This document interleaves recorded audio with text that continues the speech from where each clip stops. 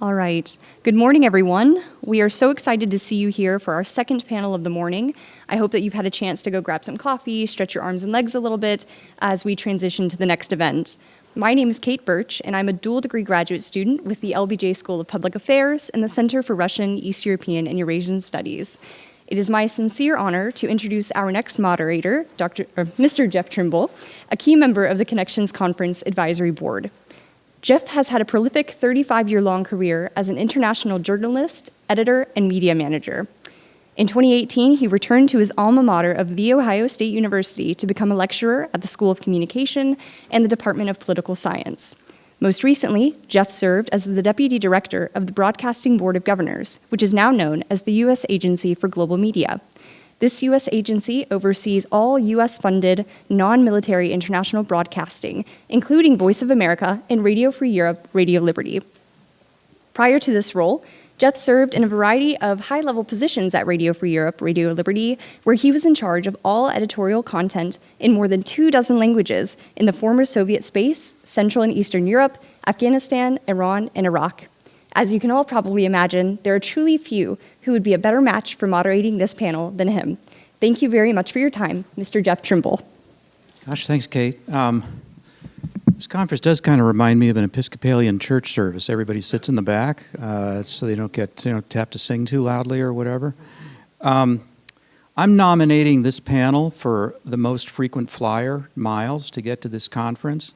We have Tom Kent in from New York, Zuzana Koskova from Prague, in Czechia, which I always called the Czech Republic, but we're renaming it as Czechia, right? Roman Osadchuk came in from Kiev, a really difficult journey, and Dren Gerguri from Pristina, Kosovo, but via the University of Houston by bus, so not quite as many miles in the aircraft to get to this particular session. Wow, what an intense start to the day. That was a very intense panel, and I'm personally looking forward to following up on some of the issues that came up in that first panel, in the panel that follows ours.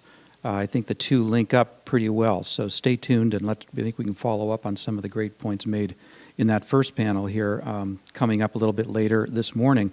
I guess as we're into our second day of this incredibly good discussion, and I agree with the questioner who said this is just a terrific conference so far.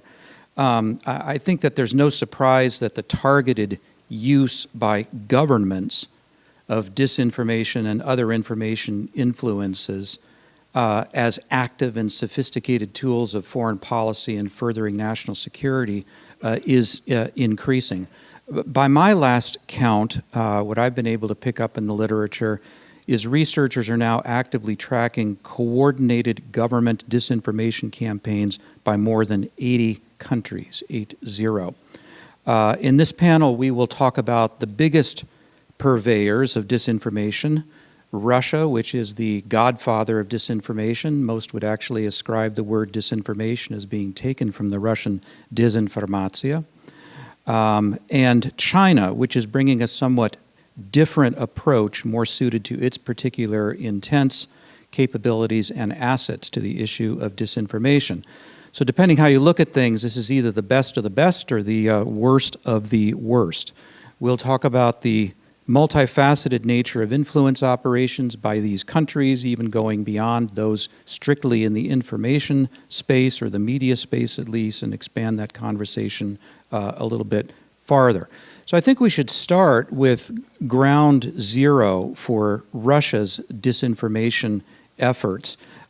Ukraine has been the target for many, many years of Russian disinformation efforts, and it's also a kind of a testing ground for disinformation for the Russians that they then apply tactics and strategies, things they've learned in Ukraine to other places around the world. And I can't think of a better person to start than someone you've already met in previous panels, Roman Osadchuk, who is a research associate for Eurasia at the Atlantic Council's Digital Forensics Research Lab. You have a chance to look at his other affiliations and his work and his academic background in the program.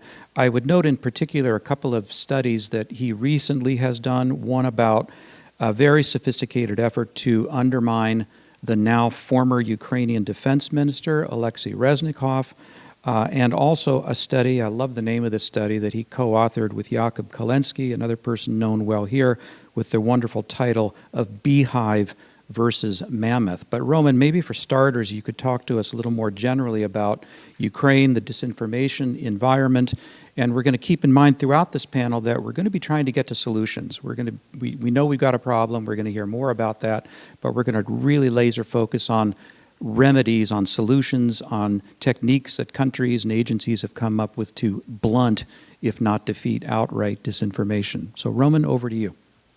Yeah, thanks, Jeff. So a few general comments, and then we could go to slides. So as you said, Ukraine is faced probably the most of Russian influence operations and disinformation campaigns, but it started a while ago. I would say a lot of people track it from 2014, from the Revolution of Dignity, but I would say it maybe started even slightly before that. So we have a great experience and pretty vibrant and great civil society and also governmental institutions for that matter that are actually countering disinformation. So we're quite experienced in it, but at the same time, the volume that Russians are actually trying to impose on us is also extreme in some points. So that's why we have this wonderful report that you mentioned, Beehive versus Mammoth, where there are synthesized lessons from Ukrainian experience. But now I'll talk a little bit about the operations and another report that I also co-authored. It's called Undermining Ukraine. It's the second iteration of this report. Basically, my team at DFR Lab and we're a group of researchers that are scattered across the world, and we looked at how Russians are trying to damage Ukrainian image worldwide. So we covered Latin America, Europe, MENA region, Africa, a number of European countries, Ukraine, and in Russia itself. So if you're interested, I encourage you to read it, but I will focus mostly on what we've seen in Ukraine specifically. So what kind of Russian activities, what they're focused now, not now, but in the last year. So like the second year of the full-scale invasion. So this is a short like snippet of this report, but let's go straight into it. So what we've seen is that tactics are pretty similar, right? So ideas never changed dramatically, right? It's still the same messages that's being like consistent. So if you go and turn on a Russian television 2014, you would hear that Ukrainians are Nazis, and it would be the same thing nowadays. But what changed is the volume. The scale of it increased dramatically. Social media, Telegram became the primarily platform in Ukraine, so Russians are utilizing it quite heavily. Another thing is more nuanced and targeted approach. So a lot of ads being used in Ukraine. What I mean by this is I'll show a few, an example in a second. Basically, first of all, there is a granular approach. You could see some campaigns targeted and tailored for specific regions in different parts of Ukraine.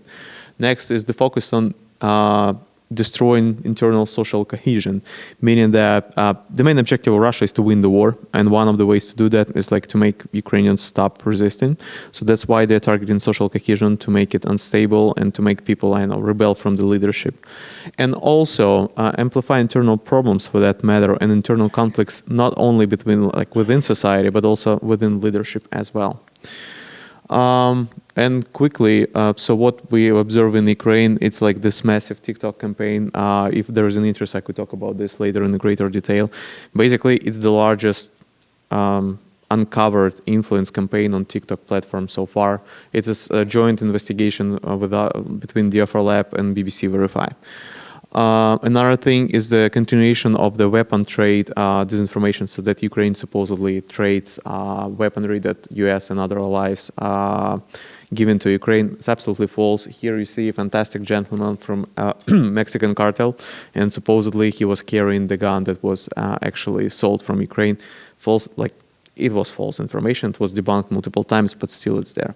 And finally, spread of pessimistic messages. So here you see a screenshot of one of the advertising campaign that targeted Ukrainians, claiming that Ukraine is about to lose. There is no way and need to fight Russians. You already lost the war, and something like it. And a few more examples. So the deepfakes, they became better, but they are not a great threat so far. This is a deepfake of our former Commander-in-Chief General Zaluzhny. And also forged websites at the Operation Doppelganger. If you're following this space, it's quite big. Since 2022, it's still continuing. So it's basically legitimate media being copy-pasted with their initial design and negative content being injected. And that's it. We could stop slides and get back, and I'll stop here, not to take time. Thanks. Thanks, Roman. We'll come back and drill down on some of the points you've raised here and go into more detail on this. So Tom Kent is, like me, a recovering journalist, I guess I'd describe Tom as. He's the former president and CEO of Radio Free Europe, Radio Liberty, and a specialist in Russian affairs and international journalism. Tom's lengthy career at the Associated Press, and by the way, congratulations on AP winning its first ever Oscar for the Mariupol documentary this year. Tom's work is in a number of overseas posts for AP, including Moscow, also stints as international editor and standards editor. Tom's from Ohio, the Buckeye State, as am I, but unfortunately didn't go to Ohio State. He went to this small little eastern school called Yale. So Tom, Russia's 10 feet tall, right? I mean, they've cleaned our clocks. They're winning. They've had a lot of success. You, I think, don't completely agree with that notion. Your latest book, How Russia Loses, Hubris and Miscalculation in Putin's Kremlin, makes some pretty compelling points about Russia and their loses as well as their wins. Tell us about it. Yeah, well, there's a whole box of my books missing in action somewhere on the campus. But if we can find it, I'll make them available. And the Jamestown Foundation, which published it, is going to make them available for the low, low price of free. If I can't give them away, that will be a problem. So you may see them out there later on. It does seem a little counterintuitive at a time when Russia seems to be making progress in a lot of areas to talk about Russian influence failures. But under Putin, Russia has sustained quite a number of influence failures, long-term or short-term, in different parts of the world. And the book looks at 4 case studies that together, if you look across those studies, you see certain trends, certain things the Russians tend to do wrong that cost them progress in a number of situations. One is overestimating their own political and economic strength. And the best example of this is the reverse influence operation that Russia's essentially run in Ukraine from the early 2000s, when Putin was probably the most popular political figure in most people's imagination, to turning himself into the most hated person in Ukraine. The Russians tend to underestimate Western governments and civil society and pro-democracy journalists, their power. And I draw examples from South Africa and from Macedonia. They tend to fail to make deep connections with the population of a country. They much prefer to make a deal with a thin elite to advance their own interests, and that can backfire when that elite gets in trouble. And I draw an example from Ecuador, but there are several other examples of that in the book. The Russians suffer from clashing objectives of different Russian actors. In Germany, for example, they wanted to snuggle up to Angela Merkel's government and get them to support the Nord Stream pipeline, at the same time assassinating a guy 2 miles from Angela Merkel's office and supporting Merkel's political opposition. These clashing goals and activities by different Russian actors can cause them difficulties. And their clear contempt for international regulators and institutions, one of the reasons for the failure of their Sputnik COVID vaccine. Beyond the book, though, I thought I would just mention a couple points of optimism that came to my mind when listening to some of the other excellent presentations in the past day. For one thing, the Russians have made completely clear the vulnerability that they recognize in their own information space if hostile ideas, as they would put it, from the outside get into their population. I trust Vladimir Putin. I mean, there's more to this sentence. I trust Vladimir Putin to know what threatens his regime the most. And so when you see them running around so frantically blocking every website and declaring everybody a foreign agent and putting people in jail for doing a like on a social network, what are they telling us? They are telling us that this is their vulnerability. And they know that vulnerability exists. And as Peter Pomerantsev pointed out in his keynote, the Russians do monitor the opinions of their population, and when they feel they're losing control or their population isn't so certain the Kremlin's doing the right thing, they can change policy. So there are benefits to operating inside Russia's information space and trying to create effects there. Western governments and their allies have been engaging with Russian citizens by various means, some of them overt, like U.S. international broadcasting that Jeff has talked about, and in less transparent ways, some of them more ethically adventurous, but nonetheless getting in touch with Russian citizens and trying to create impressions in their mind that maybe what the Kremlin is not the right thing. If Western messaging to Russian audiences could be coordinated better and could be at scale, it could be more effective. Another thing I'd point out, again referring to some of the conversations yesterday, is that we tend to associate right-wing movements internationally with pro-Russian movements. But we've seen indications, I think recently, that right-wing movements around the world don't need Russia as much as they did. Russia did a lot to kickstart a lot of stuff and gave loans and taught people social media tricks and so forth. But you see now the appearance of people like Javier Milei in Argentina, who the press keeps calling Argentina's Trump, who is quite anti-Russian and pro-Ukraine. We see, everyone said, oh, the right wing has come to power in Italy with in their last elections, but Giorgia Meloni has turned out to be quite a strong supporter of Western positions vis-a-vis Ukraine. Even Marine Le Pen has really opened fire on the Russians. So we have to, one may not like right-wing movements for all sorts of reasons, but from the strict, are they always in lockstep with Russia? I think Russia is more often trying desperately to hang onto the coattails of some of these movements rather than leading them. And the last thing I'll do is I'll put up a headline on artificial intelligence, which most of the conversation at this conference has been in terms of artificial intelligence, being one more awful thing.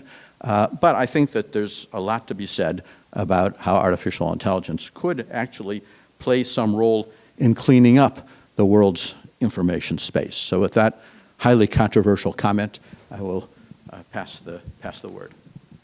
Tom, thanks. Much to come back to when we go around our next round. Zuzana Koskova is a sinologist whose research focuses on Chinese media censorship and propaganda.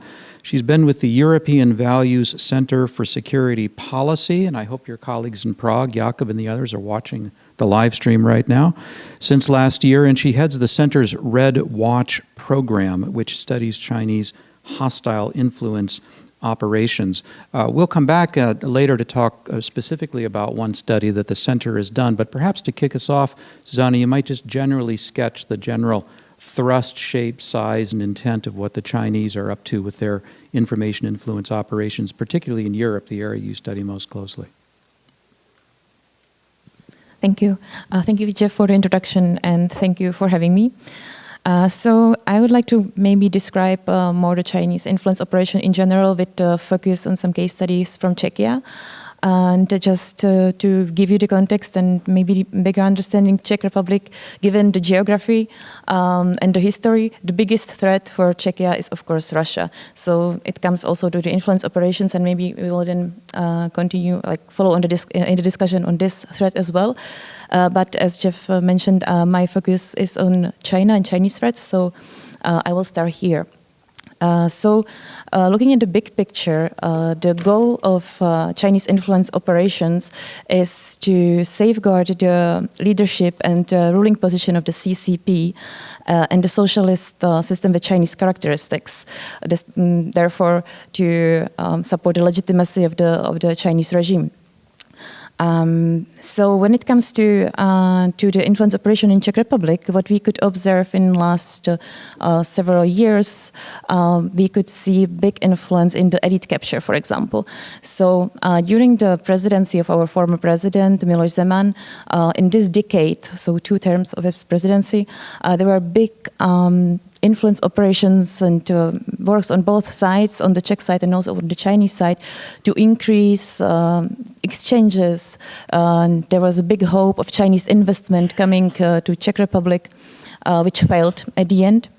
But the fact is that China was very successful in this political elite capture. So it was not only the president who was a big friend of Xi Jinping and also friend of Putin, traveling often to China and actually having invited President Xi Jinping to Czechia in 2016. It was also a lot of members of other parties in the parliament. Previously, we had also the Communist Party, which logically is a great partner for the CCP, but also the Social Democrats and other politicians who traveled to China often got to host it to different events in China, etc. And then later they were lobbying for Chinese interests very effectively in Czech Republic. The other elite is academics. And again, it was a very similar approach. Many academics were invited to China for different conferences and therefore became vulnerable to get on board with their Chinese counterparts. And there was actually a big scandal or several scandals at Czech universities where there were projects and events paid by the Chinese money. So for example, through Chinese embassy in Prague, who paid a conference in Prague, and of course the contributions and the panelists were talking more in favor of China on the new Silk Road. Next elite, which we could talk about, is of course business, which was very influential during this period of pro-Chinese optimism, lobbying with Czech politicians to do legislative steps and to support Chinese interests in Czech Republic. When it comes to the information space, which is probably the topic which you are most interested in, I could talk about several topics. So the first one is something which we could call like a hypocrisy of Chinese state media, which means that despite some of the Western platforms are banned or forbid in mainland China, Chinese state media can use them very well to share their points, their stories. So they are very active on social platforms like Twitter, please allow me to call it Twitter, Facebook or YouTube. And you have very active accounts of Xinhua Agency or CCTV and other Chinese state media. And then you have some like seemingly neutral websites, which are in the native languages. So in our case, in Czech languages, talking about China more in general. So oftentimes it's culture topics, but then it comes also to economy, and then they amplify the Chinese propaganda's articles. And one example is, for example, literature newspapers, in Czech literární noviny. And they, a few years ago, started like a blog called Reading China Plus, which is undeclared cooperation with Quangming Repo, Chinese state media newspaper. And they took these articles from Quangming Repo, translated them to Czech, and published them on this website without saying it's a collaboration with this Chinese media, and they are getting paid for it. And I think this is a big problem. Next, which is like probably targeting, of course, like US as well, and you could see it as that China is the biggest advertiser on Western social media and Western media globally. So often you can see advertisements which are which do not look like advertisement, but actually they are paid posts, or even in the printed media you can see articles in the advertisement section, but they seem like decent articles. We have also China Radio International publishing articles and broadcasting in Czech language, etc. Why I'm describing all these tools and methods is that actually they have great results. So, for example, there was a public poll in 2020 asking Czechs about COVID-19 pandemics and how who they see as the biggest supporter, and actually the result is quite striking. Majority of Czechs believed that China provided bigger help to Czechia than the European Union, which is of course not true. And then we can maybe elaborate for the reasons why it happened, why they believe so, but this is quite striking fact. So I will conclude with some goals which are known, but maybe just to understand of these influence operations. So the goals are to share a positive view of China globally, to encourage foreign investment going to China, to suppress all anti-Chinese voices, and one more specific focusing on Chinese living abroad is to strengthen the nationalistic feelings and argue for the reunification of Taiwan with mainland China. So maybe I will stop here, and I'm looking forward to discussion. A bunch of questions occur to me to follow up on that, but thanks. We'll move on and let Dren step in. So Dren, Gerguri is a Fulbright scholar.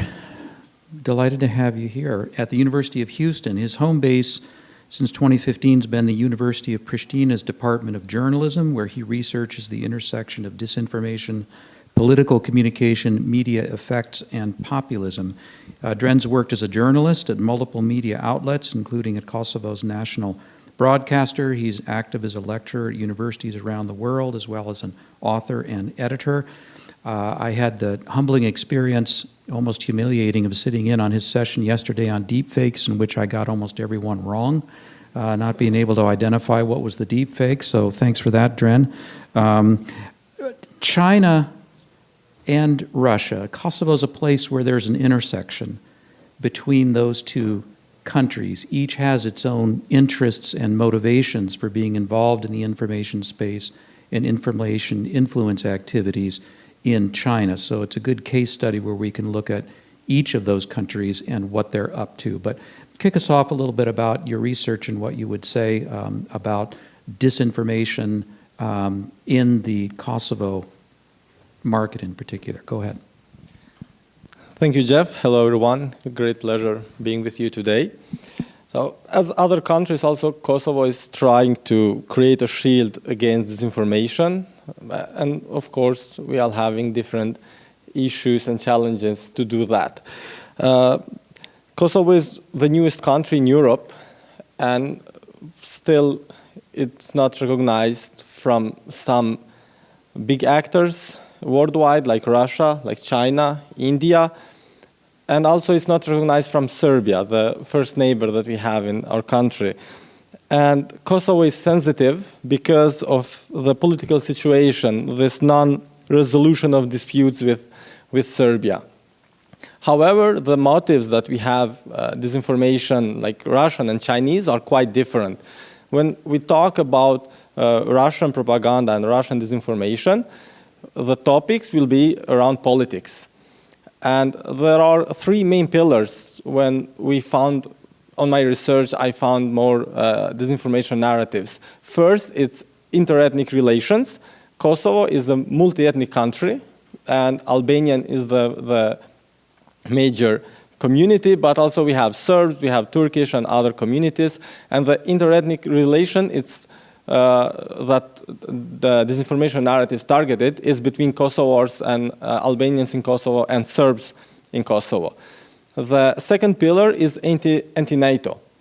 And we have, in different times, repeated narratives, false narratives, targeting NATO since the bomb happened.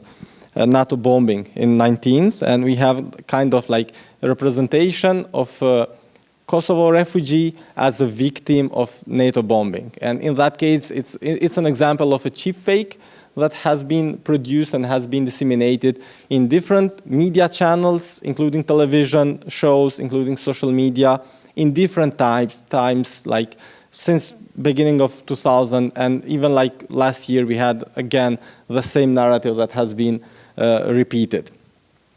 The other narratives are related about the war. Like we had a period when we had every day another piece of misinformation or disinformation talking about a war in Kosovo, especially after Russian invasion. We also had a more volume of this kind of disinformation, this kind of narrative, or also describing Kosovo government that is attacking Serb community. And those propaganda, those narratives are a combination of Kremlin propaganda and going through the different Serbian media outlets and coming to Serbia, the Serb community in Kosovo, and also the Albanian community in Kosovo.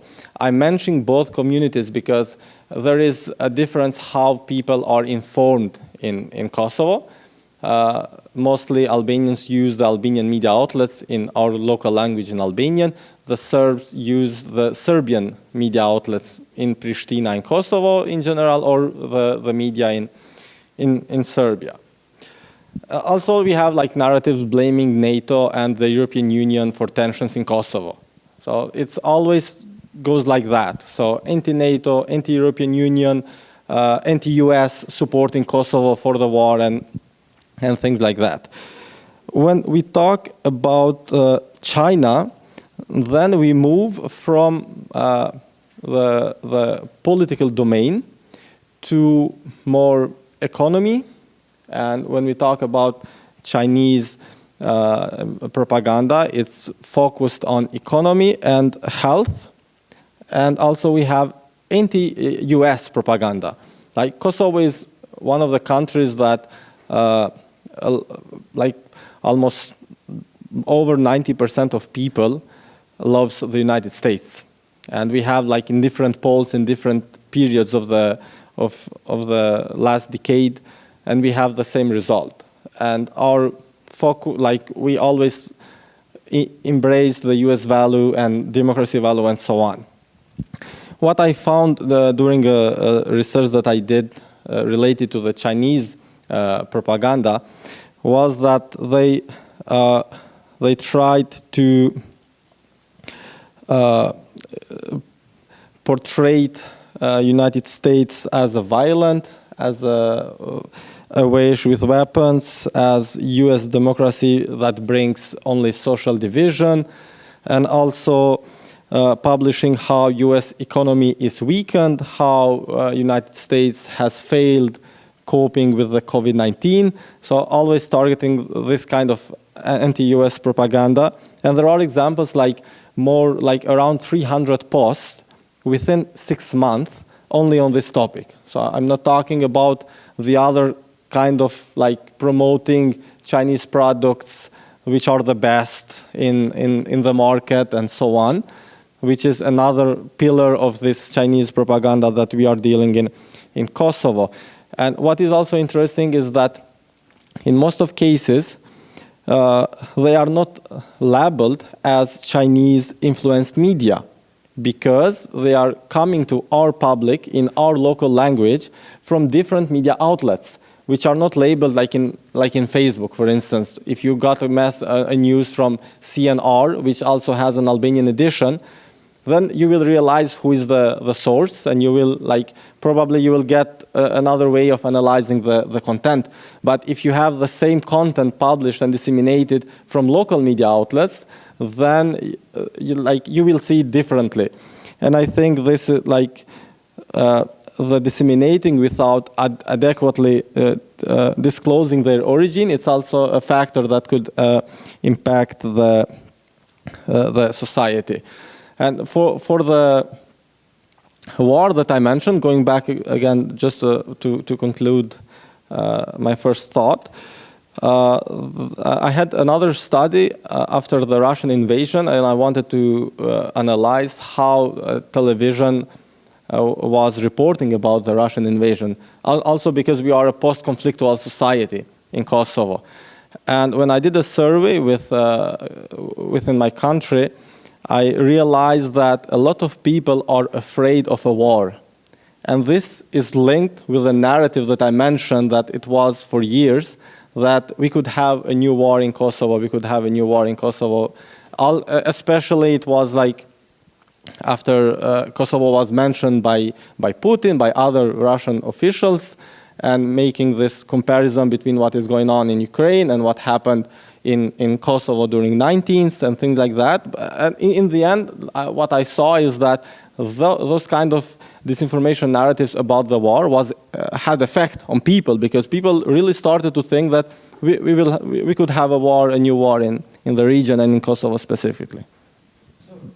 So Dan, Dren, and Zuzana, let me stay with you for a minute, because I'm trying to distinguish between the Russian approach and the Chinese approach. And let me try to say, what I think I'm hearing you say is that ultimately in the Chinese approach to influence operations, it's about building a positive image of China as a reliable partner, as a supporter, and it includes certainly denigration of the United States and its policies, so in the favor of China, but it's about, we want you to like China and think it's a good partner. In the case of the Russians understand, and Tom, you're going to jump in on this too, brand Russia stinks right now. Nobody's trying to say love Russia, really, or correct me if I'm wrong.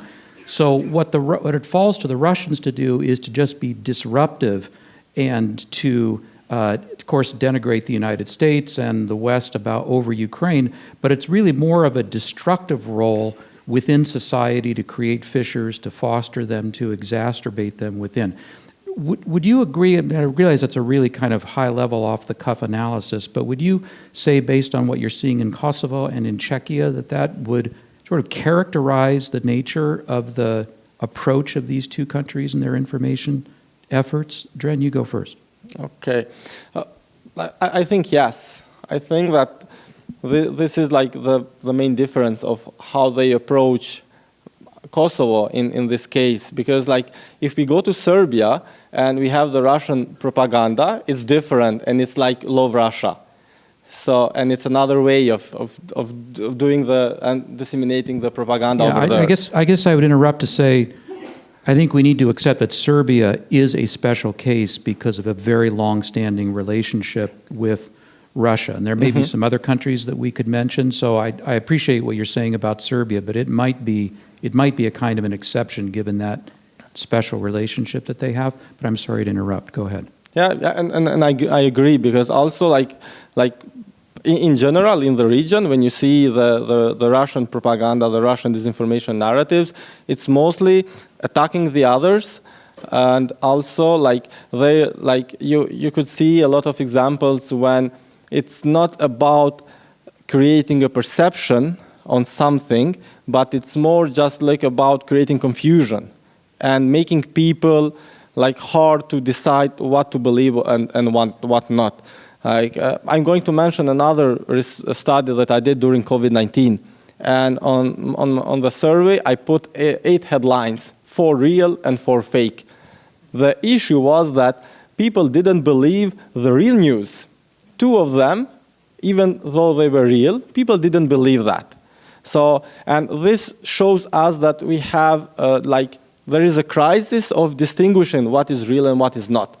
And whoever is producing propaganda today, it's not always the idea of pushing forward their opinion or their perception on something, as mostly China is doing, because she's promoting like the products and so on.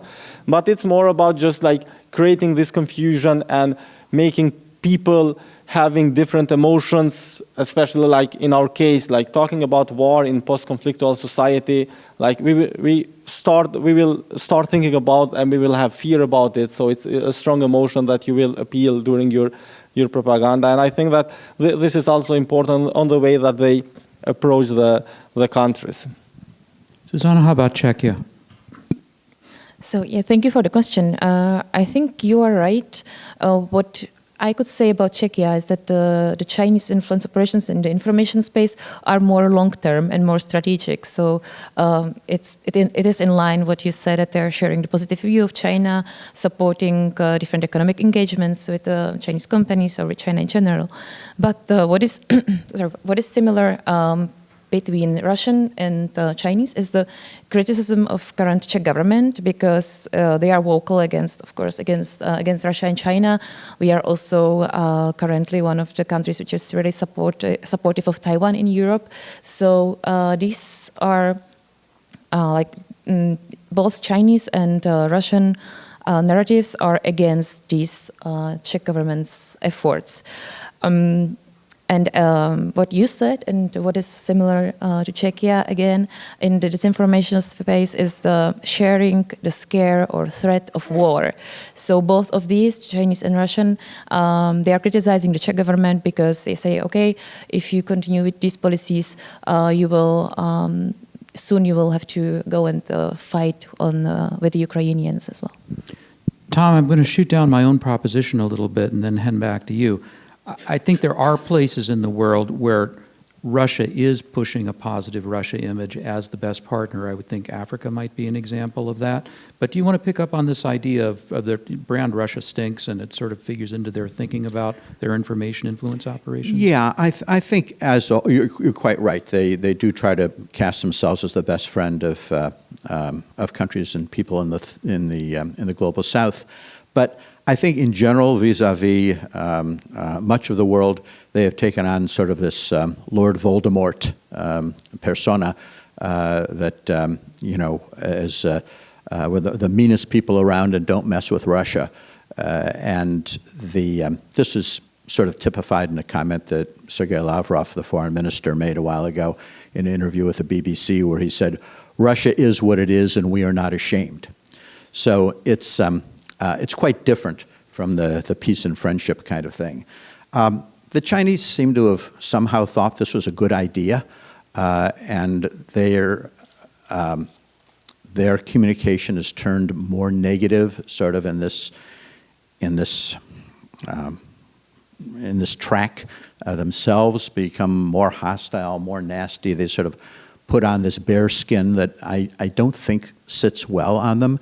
I think China was more successful in its communication when it was about friendship and pandas and economic development and pandas and so forth.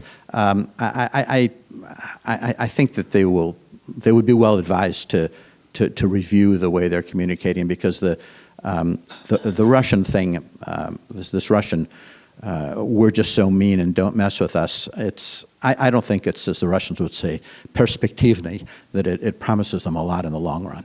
Yeah, I think the Chinese have already kind of gotten the message on that, and they've started to shift back away from that. Even some of the individuals who were the most hostile of their spokespersons have kind of faded right now. But before we talk about solutions and things, so then I want to come back to you. You told me a chilling moment concerning Russia, and this concerns a horrific tragedy that took place in Prague in December, which was a mass shooting. Tell us what happened and after that terrible event took place. Thank you for asking this question. I think this is important, because this illustrates how disinformation how it's dirty. So I believe you all heard about the shooting at Prague University, the philosophical faculty, where 15 people died. And it was a very, very personal moment for me, because it's my alma mater. I know precisely the place where it happened. And one of the first disinformation which occurred after the shooting was that the shooter, the guy, that he was from Ukraine. So clearly this was, again, in line of these all anti-Ukrainian messages, which we can see in the disinformation sphere now. And it's in line with the change of mood in the Czech society, which was one of the biggest supporters of Ukraine right after the invasion 2 years ago. And we had one of the biggest numbers of refugees per capita among the European countries, and the consensus in the society, or also among politicians, was unprecedented. But 2 years later, we see a different situation. Yeah. Perhaps a good segue back to ground zero in Ukraine and to move into a discussion about solutions, about ways to push back and ways that in your societies and in your research you're finding are some successful attempts to at least blunt the effects of disinformation. So Roman, perhaps that's an opportunity to come back to your research, Beehive and Mammoth, or whichever one you prefer, to talk a bit about what Ukraine has learned and the lessons that it would be at its putting into practice already and would recommend in order to deal with the disinformation environment. Sure. Can we get slides real quick as well? Jacob, are you here? Yeah. So this is one of the cases, but I'll absolutely skip it, and we will go to the most important things. I'm sorry about that. Yeah. And almost there. Yeah. But one quick note to the previous question that we all discussed. What changed is that, like, at the beginning of the invasion, Russians tried to,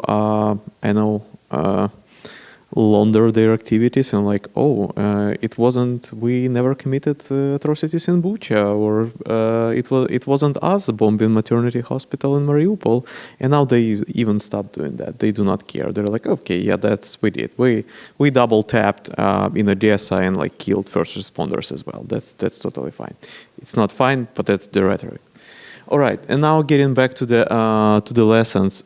Basically, we interviewed 22 organizations, people, practitioners, civil society organizations, businesses, and governmental institutions, and asked that are countering disinformation in order to get and digest some of the lessons of their experience, together with my colleague Jakub Kalensky. You could read the report on the website of DFR Lab. There is also a link to the PDF, print-friendly version on the website of Hybrid COE. But let's go to the lessons. So I'll run swiftly through them because there are 10. So the first one is fundamentals. You always need some really extensive net of tools and people who would be using monitoring to look at the information space and try to find out different operations, because there are numerous. And here comes the second lesson. You need numbers. It might be resources, both human resources, financial resources, and basically different monitoring systems that would allow you to track something and to spot it. And even in people in different regions, because if you're sitting in the nation's capital, it would be extremely hard to understand what's happening, let's say, in Odessa. And there are a lot of regional tensions and disinformation, as I already mentioned before. Next one is an overlap, right? In this conference, a lot of people told that we need to coordinate more. There is the need for coordination. Ukrainian approach to that, maybe at some point, yes, we need coordination. That would be awesome. But because there is a chaos nowadays, it actually works perfectly fine. So the overlap is not a bad thing. Sitting and contemplating whether we should do something or not is the worst thing. So basically, there is a lot of organizations, and if they publish something that overlaps a little bit, it's even better, because it actually proves the point and makes it more trustworthy. The next one is vibrant civil society. Extremely important thing. Flourish it, cooperate with it, and cooperation between government and civil society in horizontal way is really great path forward. Preparation. You could prepare for everything. You could prepare communication plans for the war invasion. We talked to the governmental officials. They said that they prepped for. But one important thing, plans are not greatly correspond with reality. So you need to always adapt and change your tactics and strategies based on what's happened on the ground. And you should not be sticking to the plan, because in that case, you would be like Russians in the first 2 months of the invasion and repeating the same denazification, or we're a brotherly nation, or we're not bombing civilian buildings and residential areas. And you know what? Reality contradicts this heavily. Okay. We just froze for a little bit. Yeah, the punitive measures. You should punish the actors that are spreading this. So there were a few talks yesterday about the RT and why it's actually being broadcasted here. So the European Union already took this kind of a decision. Ukraine done it beforehand. But I'm not only talking about blocking something, right, or banning some TV channels. You could also name and shame them if they're like constantly demonstrating behavior or spreading disinformation.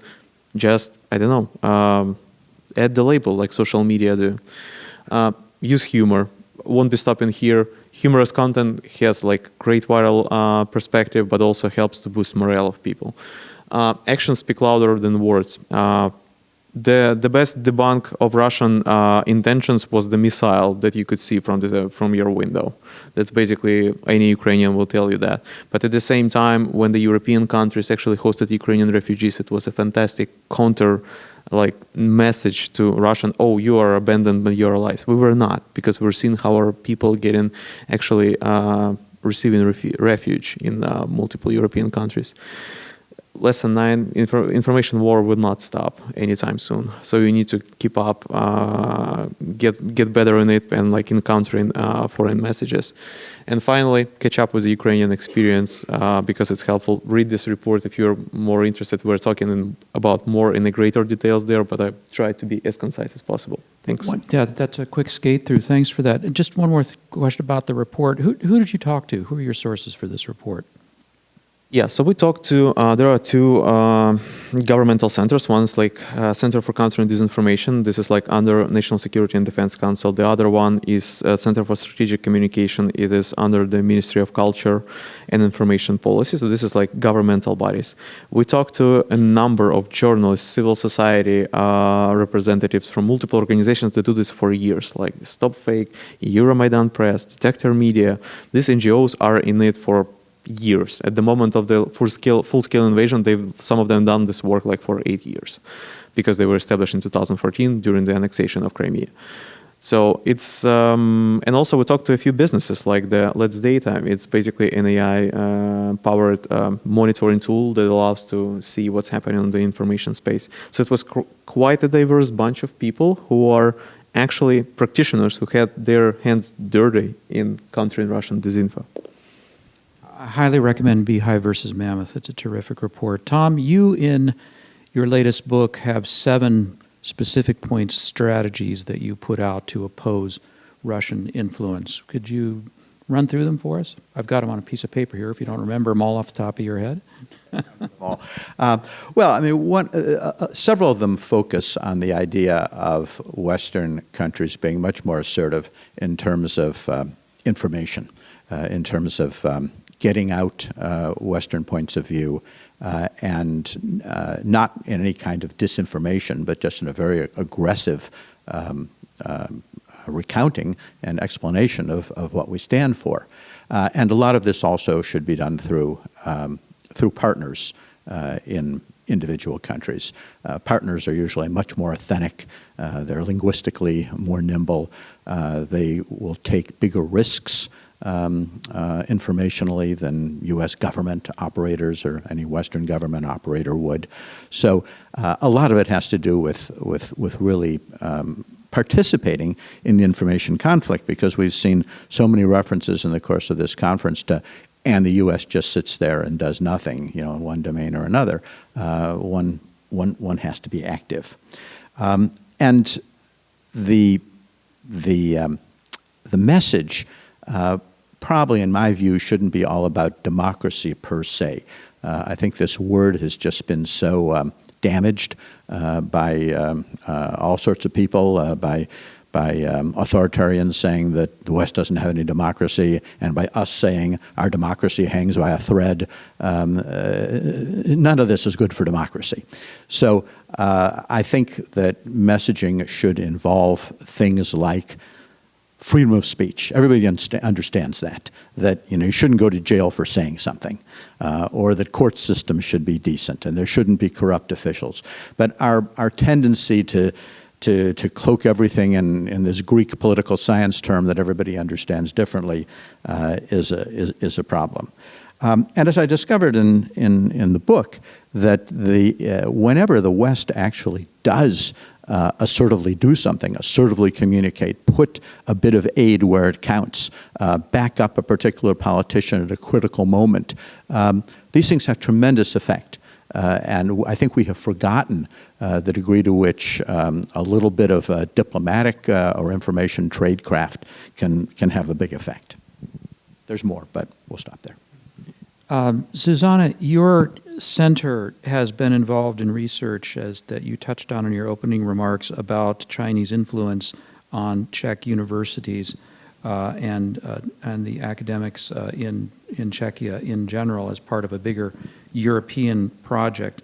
And you found that there is extensive cooperation between Czech universities and Chinese entities with clearly proven links to the Chinese military industry or those that are part of Chinese propaganda. Could you tell us a bit about that study, and you make some specific recommendations there as well about what Czechia and other countries might do to push back against this? Sure. Thank you for the question. So, yes, we did this study on the Chinese universities and Czech universities cooperation using a law which is in Czech Republic called like 106. It's just like a abbreviation, but it's a law about free access to information. And my colleagues, they were asking the Czech universities on particular collaboration with Chinese universities. We used the China Defense Universities tracker, which is a tracker made by Australian organization ASPI. You might know them, and therefore we tracked all this collaboration, and we found out that more than half of the Czech universities do have some collaboration with Chinese universities who are linked to military, which we find like a big threat because there is like a big threat of espionage and technology acquire, IP theft, etc. So when it comes to the policy recommendation, we address also what I mentioned in my previous talk, and we recommend that Czech universities should have something like an annual report and disclosing all their incomes, because this was the case of the scandal I mentioned before, Chinese money coming to sponsor some of the events. Then we would like to see having some system of certification of students coming to Czech universities in particular programs which are strategically important. So something similar was made in Netherlands, where they actually do like a screening of Chinese students coming to their universities, again in the strategic sectors. Yes. Then we would like to, like what we suggested, and it's kind of ideological, right? So there is always problem of funding when it comes to universities. So we would like to see more funded programs of China studies or China experts, but also in the security policy domain, because this is what we are currently lacking. We have a lot of experts on literature and philosophy. It's beautiful, but we would need this like overlap also with security domain. And yeah, we need to more study and overview of this Chinese students associations abroad, because many of them are linked to CCP, or they are collaborating or cooperating closely with the Chinese embassy, and this is also one of the threats. Yeah. Thanks. Dren, I read in your research, I sense a kind of a frustration on your part that there are missed opportunities and not enough being done in Kosovo. You lay out some things and say, we're not acting on them. We should be doing this. We aren't doing that. But tell us about the situation in Kosovo, your recommendations and ideas, what is being done and what's not being done about pushing back on disinformation. Yeah, I think that one of the wrong decisions was the passivity in the public information environment. Letting people seeing and reading things that are not true, but like this, allowing the circulation of this disinformation without like denying it, without revealing that it is a disinformation, creates the risks that tomorrow they will be presented as true things. Especially now with the AI technologies and how large language models are getting the data set from everywhere. It means that if I use one large language model and I ask something about Kosovo, I can get a false information, because on the internet, on the data set that has been trained the machine, it's only that information there. And the machine doesn't have the other side of the story. If I do a search on Google, even today, I will have false information results from Google because there are years of producing disinformation against Kosovo, against NATO intervention and things like that. And on the other side, we don't have a strong countering those kind of propaganda. Like the example that I mentioned from the Kosovo refugee and representing her as a victim of NATO bombing has gone as far as South Africa. So the idea is to present Kosovo as bad as they can in countries that still doesn't recognize Kosovo. We have examples when, like, we had an issue in a private hospital with a nurse attacking an old lady, and that news went to Spain, from Spain media, television, not only online media, and saying that that old lady is Serbian, and going to this narrative of interethnic conflict. Has been first disseminated in Serbian media and then has been also published in Spain. And like, I don't think it's like just occasionally happening in Spain or South Africa or those countries that still doesn't recognize Kosovo, and where people doesn't have like a good, maybe a positive attitude towards Kosovo and what is happening there.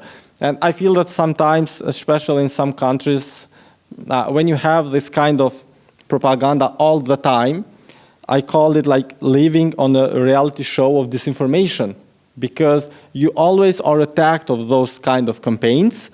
And in fact, in your eyes, you don't know the other side. So for you, that's the truth, because you have been raised with that. You are with that kind of narrative for years. What could be done? One of the ideas that I discussed is related to alternative narrative, which has 3 pillars. So first, positive basis. Second, proactive distribution. And the third one, a proposal of something else instead of like answer to other narratives. And I believe that this could be also one other thing of the solution of what we are talking here and we are discussing here, dealing to the disinformation. And of course, embracing AI technology, especially like AI-based platform for monitoring. It's something that I think every country has now. Countries that doesn't have. Some countries I know that they already have it for years. And when they do that, like if they do that in Kosovo and they do this monitoring part, then it will be much easier to detect the propaganda. Also, if we have state-sponsored propaganda, which is another way of like how Kosovo is attacked from the foreign actors, neighbors, but also other actors. And I think that this is also an important point to mention it, like the combination of public official statements with a news media article or a social media post, and this kind of combination making something false, showing it as a true story, because there is in different media or in different source of channels where people can get the same information and repeated the same narrative.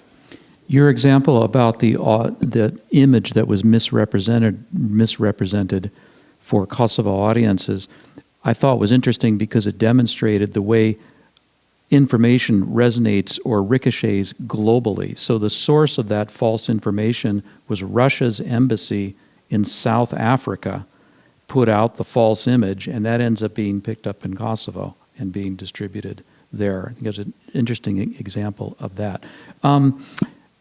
Research shows that the farther south you move in Europe, the lower media literacy levels are.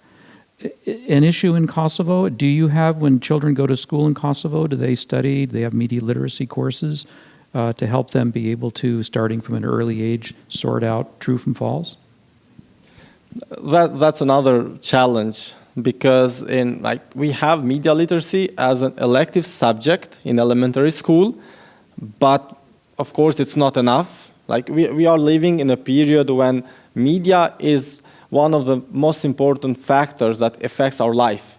And if I go to school and I finish like elementary school and high school, and I teach just a little bit about something that is with me 24 hours, I don't think that this is the the right solution on the educational system. And for the moment, that's the situation in Kosovo. And I think also Kosovo institutions should build the necessary capacities, like to have media literacy trainings also for the officials, also for people working on institutions. Not like we have to go in like formal education and non-formal education in the same way. But in the general speaking, like media literacy, it's more a long-term solution because we need to wait for years to have the effect on what we could do now. So that's why I think that we need always this combination of course, media literacy should be at school from like kindergarten, like France has done it, Texas has it, like from kindergarten they start to teach about media in different ways, which helps them a lot, of course.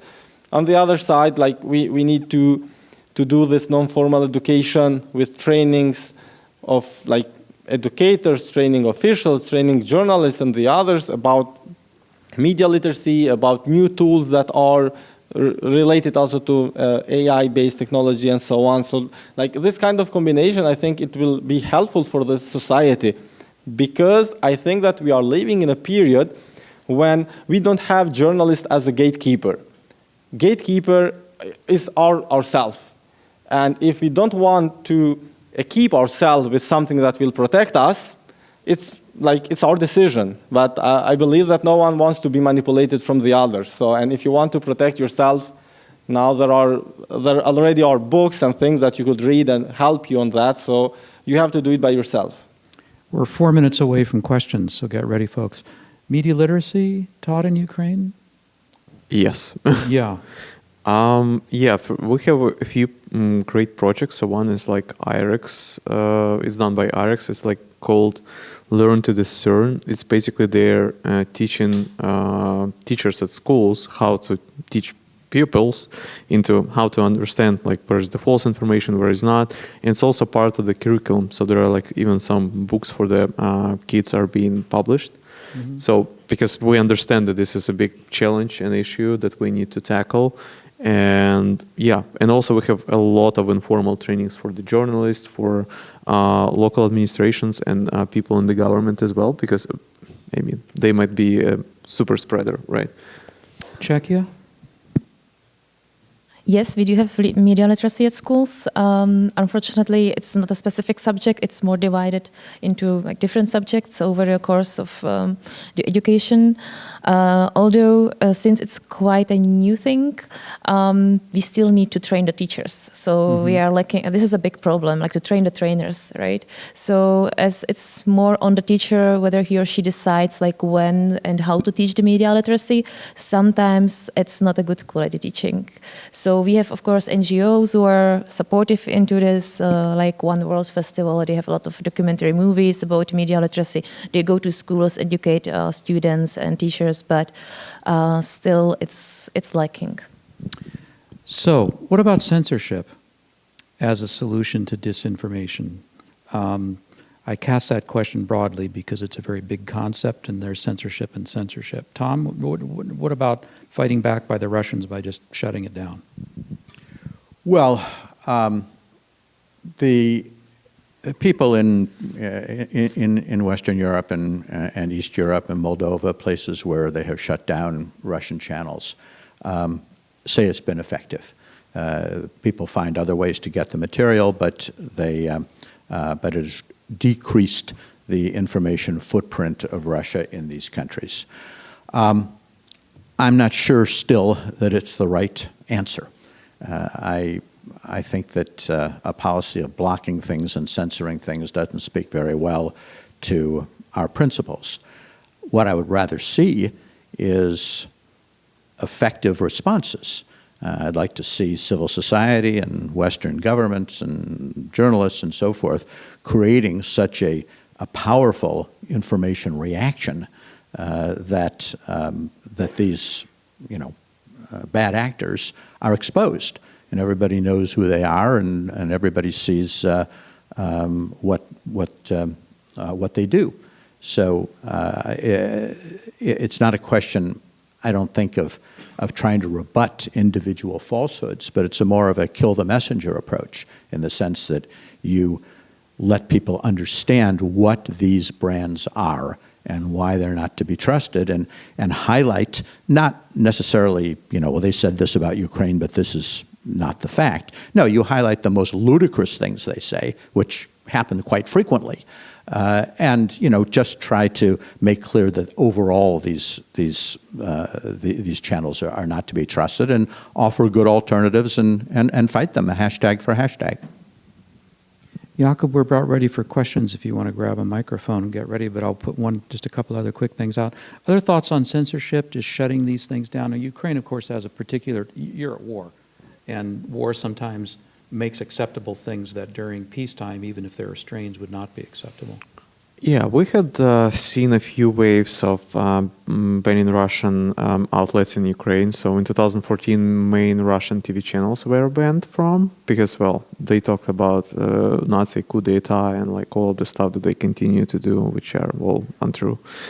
What happened next? Then we blocked a few social media and Russian websites like Yandex, VKontakte. VKontakte is basically a copycat of Facebook, but that worked closely with FSB, so basically they could read all of your like messages and everything. And then in 2021, there was like a block of pro-Kremlin media owned by Medvedchuk. It's the guy that was like exchanged for 100 fighters, POWs with Russia, so he was like clearly a Russian asset.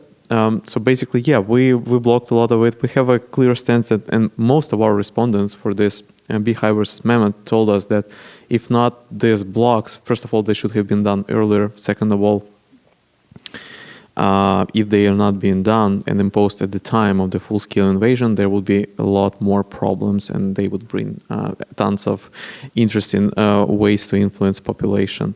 And I would maybe add one important thing is that we need to distinguish between journalists and information warriors, because it also, the concept was like being heard a few times at the conference.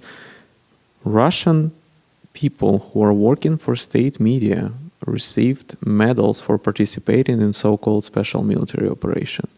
They are not journalists in a clear sense of this world. They are fighting war, but just information side of it.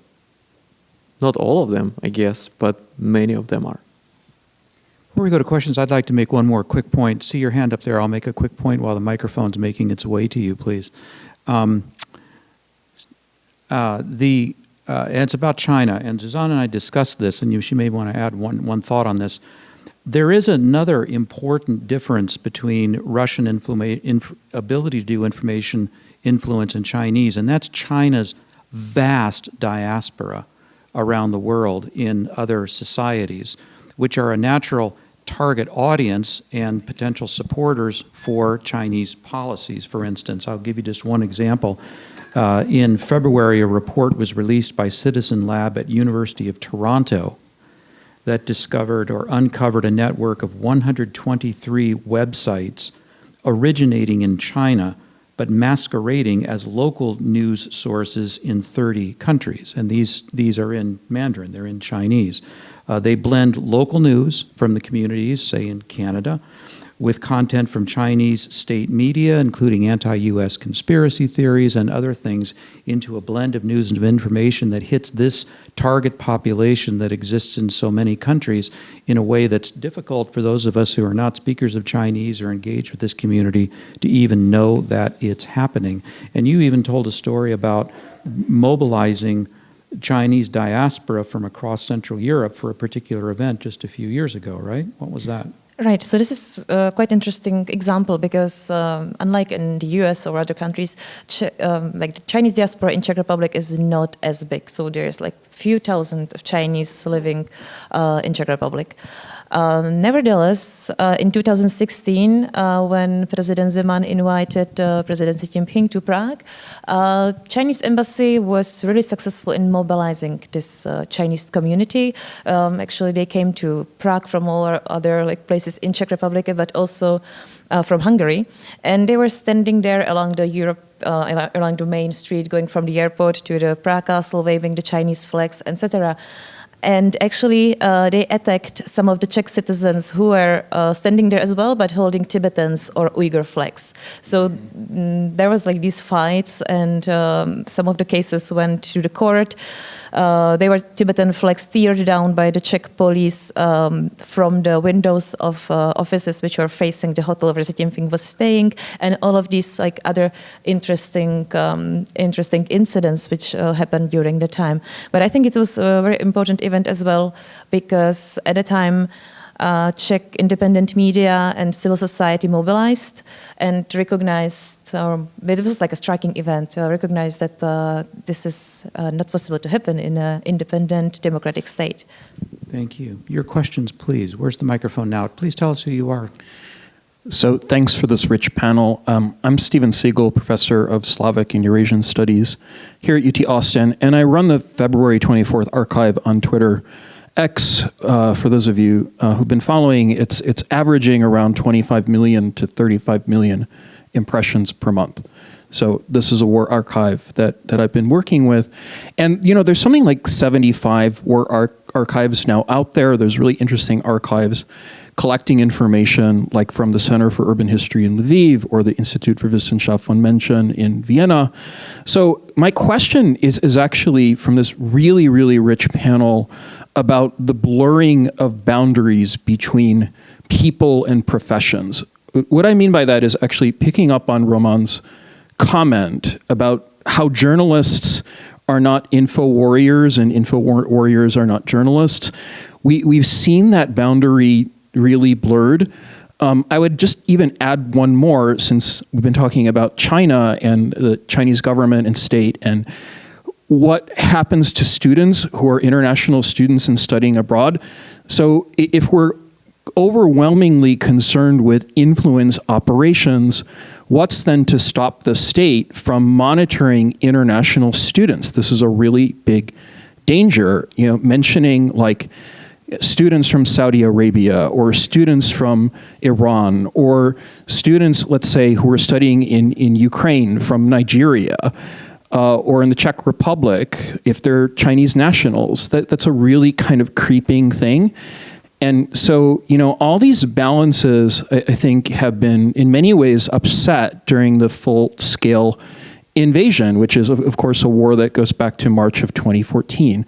So I wonder if the people who are sort of here at a university who are thinking about the role of states and surveillance and how things have changed in this new world of social media have been considering these ethics, because ultimately I think it is a really big ethical question that those of us who are studying influence operations and trying to protect citizens and a strong civil society have been thinking about. Thanks very much for this panel. Great thinking and great set of questions. Maybe Tom and or Roman would like to start, but I would just say one thing, and that has to do with your comment about the blurring.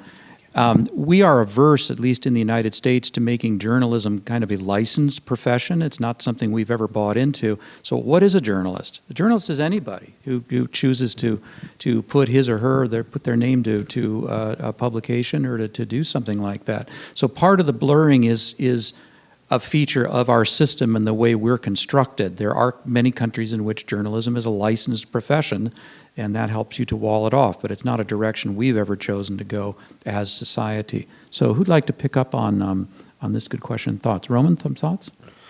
Yeah, that's a complicated question, like about tracking and everything. So I guess when you're at war, right, like there are active fighting happening, it is somewhat essential, and I guess the government does that. I mean, I'm not a representative of the government, but there is definitely like being some counter diversion operations, right? So they're trying to track different agents that are coming to Ukraine under different disguises in order, to blow up something or do some damage. So I guess in this particular case, it's more or less justified, right? Because the need for the security is like much higher during the wartime. If we're talking about the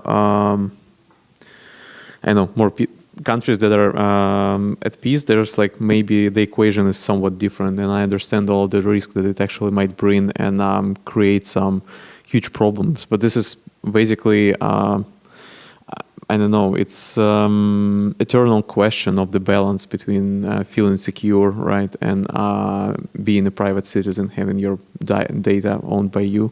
So I'm not the one who would give my evaluation of it, unfortunately, because I'm in no position to do that. Tom, quick thoughts on this, if you have any. And Zuzana, you might then say something as well about, say, Chinese students abroad and how they're monitored and surveilled by their own government and utilized. But Tom, any thoughts first? Well, I'll just say that journalists everywhere, if they want to be known as journalists and not as fighters, need to be relatively balanced in the way that they operate. As soon as a journalist in any country decides that they're basically a fighter, then they become, in my view, a publicist or a editorial writer and so forth.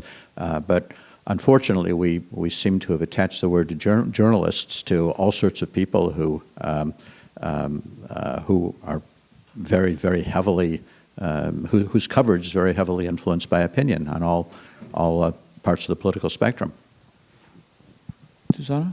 Cool. So when it comes to Chinese students at universities abroad, I think there's documented many cases of Chinese students trying to influence discussions and narratives in the universities. So that would be one example, and it's very difficult in a public democratic universities to somehow tackle this. But maybe we should again train the trainers and have them ready for this kind of interferences. Then what we can also, and what has been described already, is Chinese students being controlled. So they have to, for example, cooperate with the embassies of their country. When they're abroad, they are trained before they go abroad. And I would like to twist it and maybe talk a little bit about our students going to China, because this is something what, like a threat we did not really address yet, at least not in Czechia. And we have security organization talking and describing pretty in detail, like what can happen to academic, what can happen to a businessman, what can happen to a student when they go to China, and that they can be co-opted. And they have described all these methods, and they have so many case studies. But before I went to China, when I was a student, no one told me what I could expect. And as for my knowledge now, we still are lacking this. There is no trainings for students going to China, not only sinologists, but also all these like technical universities. They have cooperations and they send their students and their researchers there, but no one like teaches them or tell them what can happen eventually. Dren, just a couple of sentences because I want to get in a final question before we wrap up. I think that the perception of being a journalist, it's like we have to see it also in other situations. Like there are a lot of European countries when people think that every kind of information, like it's from a journalist, and they get on social media, and they don't distinguish between like a post on social media and a piece of like news of a journalist. And I always mention to my students, like, have you heard about the professional standards of publishing on social media? It doesn't exist. That's why a journalist has the difference, because we have, like the journalists have the professional standards, and they follow them. When they follow them, they are journalists. If not, we can call it something else. Last question, please, quickly. Thank you. Vanessa Agnew, Academy in Exile, Technical University, Dortmund. I just wanted to come back to the diaspora question. I worry a little bit that when we talk about enemies with a capital E, Russia, China, that we're sort of setting up false dichotomies between us and them. And that from my perspective in Germany, that a lot of disinformation is being generated from within diasporic communities. And these are not necessarily, or not only, foreign students studying in Germany, but these are perhaps third-generation Germans with a migrant background. That's the terminology. So my question is, if we try to break down this sort of this dualism that gets set up so easily, and recognize the role sometimes that diasporic communities are playing in propagating disinformation. How does it change the way in which we combat that? Tom, I'm going to let you take that very briefly to wrap up here, and then in 2 minutes or so, Well, since you've talked to people all over the world about these issues. Yeah, well, if I understand the question right, it's about how to deal with disinformation generated within diaspora populations, right? And I think basically if you have a strong information offensive that deals with the kinds of issues that these diaspora populations raise, they're largely the same issues that are raised from outside, that are broadcast into the country from foreign sources. That if you're dealing with the issues, it shouldn't really make that much of a difference whether the false claim comes from a diaspora population or it comes from abroad, as long as you're strongly responding to those matters. Let's thank this international panel for this really strong presentation and discussion. Thank you very much.